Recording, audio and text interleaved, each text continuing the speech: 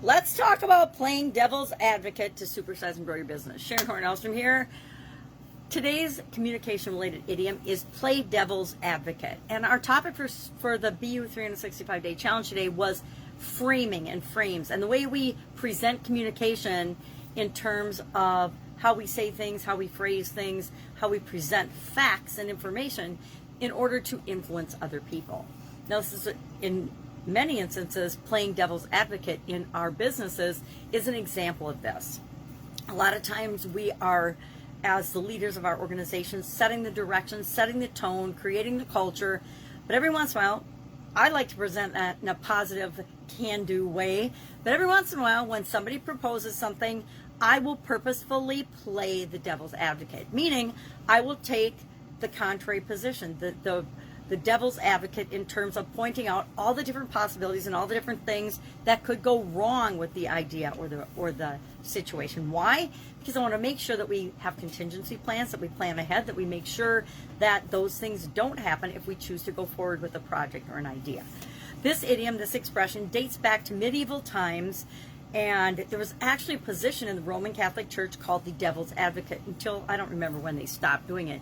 But it was actually the person who brought up all of the arguments and did the detailed investigation into anyone that was being considered for sainthood or canonization. So it was the person that would go through all of their life experiences, through their life's work, through their attributed miracles and things, and investigate them in detail to see if there were any holes in the stories or in the information about a person being considered for sainthood. Basically, to play devil's advocate suggests that we advocate for the opposite side or the contrary position of what people are arguing for. So if everybody is for something, we might automatically say, okay, I think of it as back in high school and debate. Somebody has to take the pro, somebody has to take the con. And we need to consider both whenever we're moving forward or making decisions or choices for our business. This idiom actually was translated into English in the 18th century. It comes from the Greek, or not Greek, it comes from Latin, and I'm going to not pronounce it right, but advocatus diaboli or diaboli or something, that means, of course, exactly devil's advocate.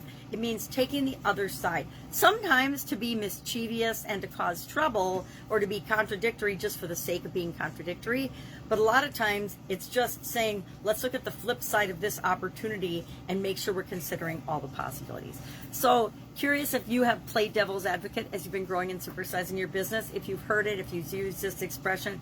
I have used this expression many times. I've also taken on the role of playing the devil's advocate to make sure that we're considering all the things that should be considered, and never will we consider all of the possibilities and all the things that could be considered, but we'll consider more than if we didn't have anyone being the devil's advocate. It's like when we bring everyone into our organization and everybody thinks exactly alike, it's when we get into trouble because we're not considering all of the possibilities or the different things that could possibly happen or that could go wrong.